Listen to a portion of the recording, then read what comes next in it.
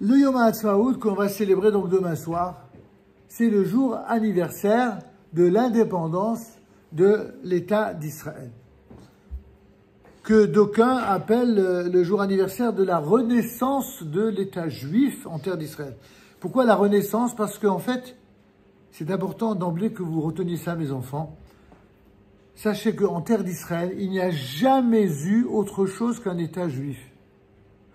Que cet État s'appelle Malchut Israël, royauté d'Israël, royauté de David, royaume de Juda, royaume d'Israël. Quel que soit le nom qui a été donné à ces endroits-là, l'État a toujours été un État juif. Il y a eu des colonisations temporelles dans l'histoire, les Grecs, les Romains, les Syro-Babyloniens, etc. Il y a eu des Mamelouks, même les Anglais sous mandat britannique. Il y a eu des présences étrangères en terre d'Israël, ce que d'aucuns appellent en termes d'aujourd'hui la colonisation.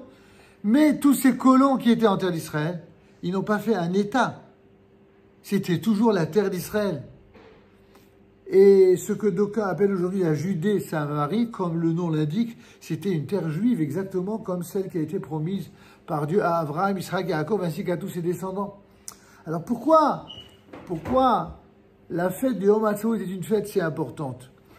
Il faudrait d'abord vous dire, parce que vous êtes jeunes, donc je ne peux pas vous expliquer tout en une seule vidéo, je ferai d'autres vidéos pour les adultes, mais pour vous, sachez que quand on parle de jour d'indépendance, pour quelqu'un par exemple qui est né en France, pour lui, ce à quoi il le compare, c'est une sorte de 14 juillet, un 14 juillet israélien.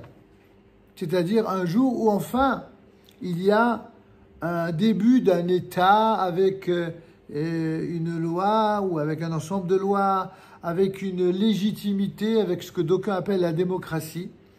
Et donc il voit l'État d'Israël exactement comme l'État français d'après le 14 juillet. Et la prise de la Bastille, lorsqu'il y a eu un renversement de régime, lorsqu'il y a eu le renversement de la monarchie. Et vous savez qu'est-ce que c'est la monarchie pour les plus jeunes? La monarchie, c'est un roi qui est à la tête de l'État. Pendant des siècles et des siècles en France, ceux qui dirigeaient le pays, c'était des rois. Et au fur et à mesure, les rois ont siégé avec des représentants de l'Église. Il y avait dans la société française 3 ordres essentiels connus et plus ou moins reconnus. Il y avait la monarchie, il y avait le clergé, et il y avait le reste, ou alors le tiers-état. D'accord? Donc, la monarchie, c'est grosso modo, c'est les rois, les seigneurs, et le clergé, ben, ce sont les clercs, c'est-à-dire essentiellement les curés, les prêtres, comment ils s'appellent déjà, Richelieu, cardinaux. Et donc, les clercs étaient également politiques, c'était également Premier ministre. C'était donc le pouvoir, il était grosso modo entre les rois et l'Église. Jusqu'au jour où les Français en ont eu marre. 82 à 85% selon les siècles. Entre 82 et 85% des Français, ils naissaient paysans, ils mouraient paysans. Ils crevaient de faim. Ils étaient taillables et corvéables à merci. C'est-à-dire qu'ils n'arrêtaient pas d'être ponctionnés. Et donc, évidemment, tôt ou tard, il fallait que ça explose. Quand ça a explosé, ben, ça a donné 1789. La Révolution française, ils ont fait la peau et au roi et au clergé. Bon, le malheur, c'est que lorsqu'ils ont choisi de faire la peau, ils n'ont pas fait la peau à ceux qui étaient les pires parmi les rois. Mais ça, c'est une parenthèse que j'ouvre. Parmi les rois, ils n'étaient pas tous les mêmes.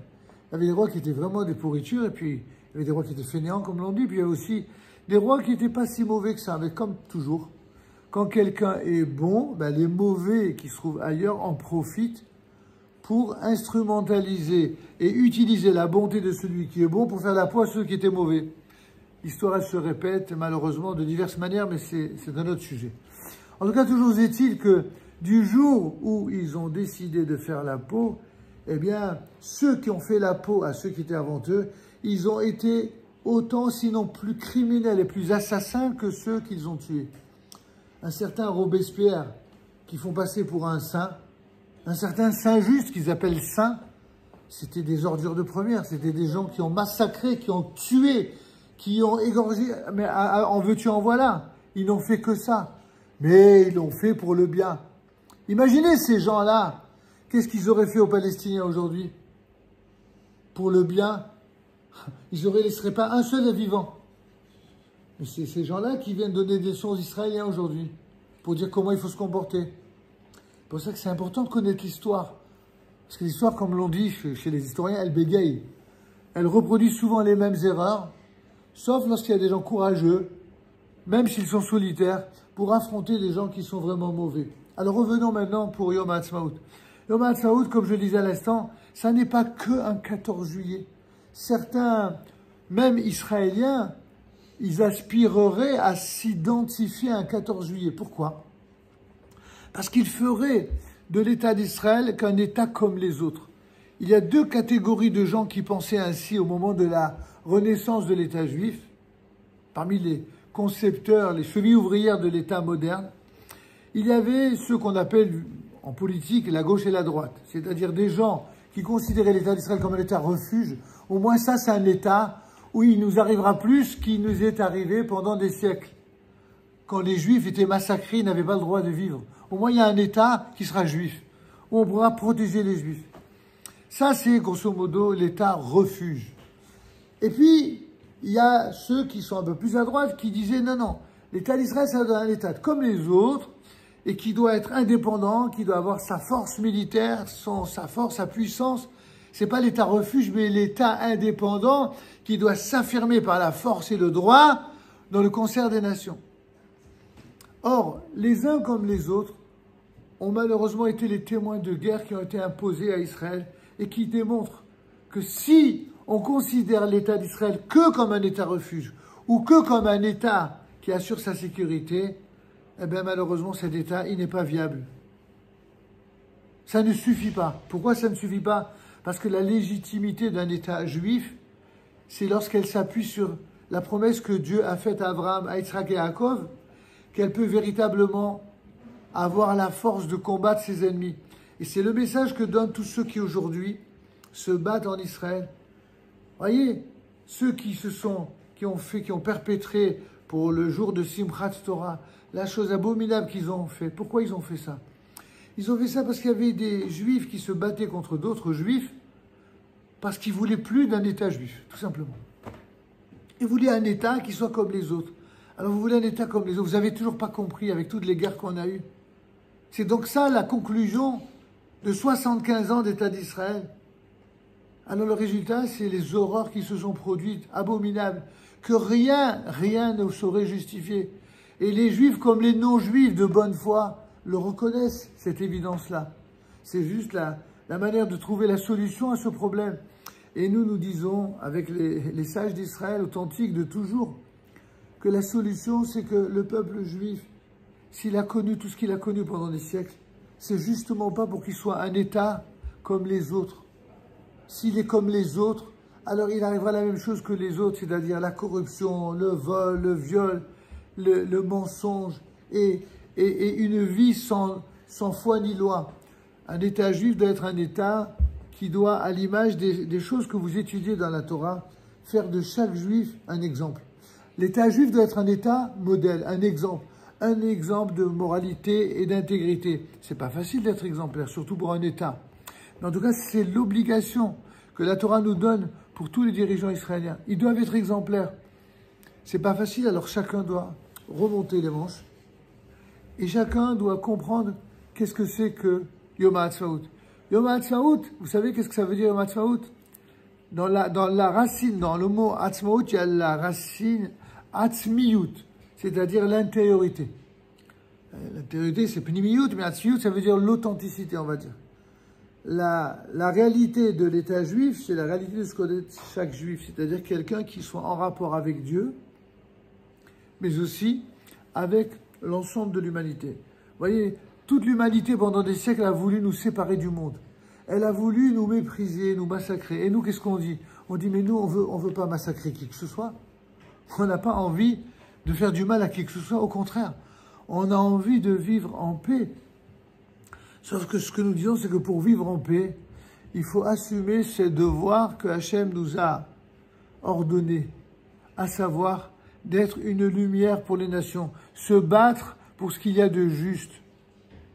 Et malheureusement, c'est pour répondre à la question de Camille de tout à l'heure, malheureusement parfois, ça entraîne des guerres, c'est vrai. C'est triste les guerres, personne qui souhaite la guerre a priori. Mais quand il n'y a pas d'autre choix que de faire la guerre pour enlever le mal, pour éradiquer le mal, alors la Torah nous dit, ok, dans ce cas-là, ben tant pis. Si, après avoir épuisé toutes les possibilités de faire la paix, d'entretenir la paix, de trouver des moyens d'entente, si on voit qu'on a en face de soi des gens qui disent non, ils veulent pas la paix, ils veulent notre place. Ils veulent notre place. Ils voudraient nous renvoyer à la réalité de l'exil où on était massacrés. Ça, le peuple juif ne peut pas accepter. Et il n'acceptera jamais. Il n'acceptera plus jamais.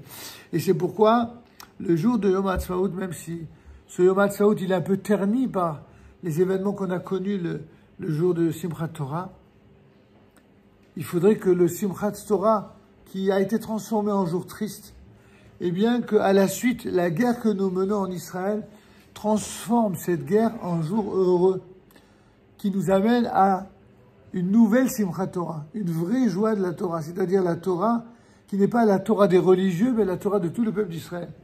Une Torah qui unifie tous les membres du peuple d'Israël autour de combats qui soient vraiment idéaux, c'est-à-dire des combats pour le bien.